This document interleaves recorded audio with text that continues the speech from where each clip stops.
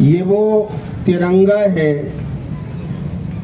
اور اس ترنگے کے کلر میں ہمارے اکابر اور ہمارے وڈیلوں اور بزرگوں کی خون کے وہ نشان ہیں اور ان قربانیوں کی وہ علامات ہے کہ جس نے آج ہمارے سروں کو اوپر کر دیا۔ میں 2-3 باتیں عرض کر کے اپنی جگہ لے لوں گا۔ سب سے پہلے تو ہم یہ سمجھے کہ جب بھی آزادی ہندوستان کی بات کہی جاتی ہے تو ہم یہ سمجھتے ہیں کہ ہمارے بڑوں نے جس اعتبار سے جو قربانیاں دی وہ صرف ہندوستان کی آزادی کے لیے تھی۔ یہ مسئلے کو بہت واضح طور پر سمجھ لیجئے۔ ہم یہ سمجھتے ہیں اور ہم یہ کہتے ہیں کہ ہمارے ملک کے لیے قربانی دی، حالانکہ ہمارے ان بڑوں کی جو قربانیاں ہیں، شہیدوں کی جو شہادت ہے، وہ صرف ہندوستان کے لیے نہیں تھی بلکہ پورے ایشیا کے لیے تھی۔ اس بات کو واضح طور پر سمجھ لیجیے، اس لیے کہ مقبوضہ ہندوستان پر جن گوری چمڑی والے انگریزوں کا قبضہ تھا ناجائز، ان کو اس دیش کے سپوتوں نے مل کر کندھے سے کندھا ملا کر اور شانے سے شانہ ملا کر جو اس دیش سے بھاگنے پر مجبور کیا، وہ آزادی پورے ایشیا کے مقبوضہ ممالک کی آزادی کا پیش خیمہ تھی۔ یعنی دوسرے جو ملک تھے وہاں انگریزوں کا جہاں سورج غروب نہیں ہوتا تھا، ہندوستان کی آزادی کے بعد ان ملکوں کے اندر بھی یہ طاقت پیدا ہوئی اور انگریز وہاں سے بھی بھاگنے پر مجبور ہو گئے۔ تو جب بھی بات کہی جائے گی صرف ہندوستان کی نہیں کہی جائے گی، پورے ایشیا کی کہی جائے گی۔ ایک بات یہ۔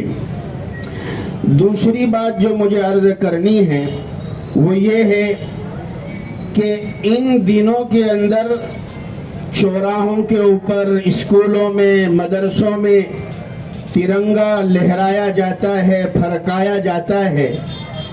اس کے پیچھے وجہ کیا ہے، ریزن کیا ہے؟ تو اس کی سب سے بڑی وجہ یہی ہے کہ ہم اپنے ماضی سے جوائنٹ رہے، اپنے پیچھے بھوتکاળ سے ہم لگے ہوئے رہے، اس لیے کہ جو قوم ترقی میں ایسی آگے بڑھتی ہے جو پیچھوں کی قربانی نہیں دیکھتی ہے تو وہ دنیا کے اندر کامیابی کے جو ہے سبق قائم نہیں کر سکتی ہے۔ جب ہم گاڑی چلاتے ہیں، 4 ویل چلاتے ہیں تو پیچھے ریورس مرر بھی دیکھنا پڑتا ہے۔ آگے منزل پر عافیت سے پہنچنے کے لیے پیچھے ریورس میں بھی دیکھنا پڑتا ہے، ریورس مرر میں، تاکہ ہم عافیت سے اپنی منزل آسان پوری کر سکے۔ اسی کو کہا سنوارو حال کی زلفیں، سنوارو حال کی زلفیں، اٹھا کر شیشے ماضی، اگر ہو انتم الاعلون کے پیغام پر راضی۔ یہ دوسری بات۔ ایک بات مجھے اور عرض کرنی ہے، وہ یہ ہے کہ اسلام کا اور تعلیم اسلام کا پیغام یہ ہے کہ انسان کسی انسان کا غلام نہیں ہو سکتا۔ بھائی اسلام اور تعلیم اسلام کا پیغام یہ ہے کہ ایک انسان دوسرے انسان کا غلام نہیں ہو سکتا۔ انسان کو اللہ نے اشرف المخلوقات بنایا ہے، اسی لیے شریعت اسلام میں کچھ سزائیں ایسی ہیں یا کفارات ایسے ہیں جس میں غلام آزاد کرنے پر ہمارا کام پورا ہو جاتا ہے۔ اسلام نے غلامی سے چھٹکارے کی تعلیم دی ہے۔ ہاں، اسلام کا پیغام یہ ہے کہ ایک انسان اگر غلام ہو سکتا ہے تو وہ صرف اس کے پیدا کرنے والے کا غلام ہو سکتا ہے، ورنہ انسان کسی انسان کا غلام نہیں ہو سکتا، نہ کسی حکمراں کا غلام ہو سکتا ہے، نہ کسی بادشاہ راجا کا غلام ہو سکتا ہے۔ اگر انسان غلام ہے تو وہ صرف ایک خدا کی ذات کا غلام ہے۔ یہی نبیوں کی تعلیم ہے۔ حضرت موسیٰ علیہ السلام نے اپنی قوم کو فرعون کے ظلم سے نجات دلائی، آزادی دلائی، اور جب انہیں آزادی مل گئی تب اللہ رب العزت نے ان پر آسمانی کتاب کو نازل فرمایا۔ ایک اور بات عرض کر دوں، بہت ساری باتیں آپ کے سامنے آ چکی ہے۔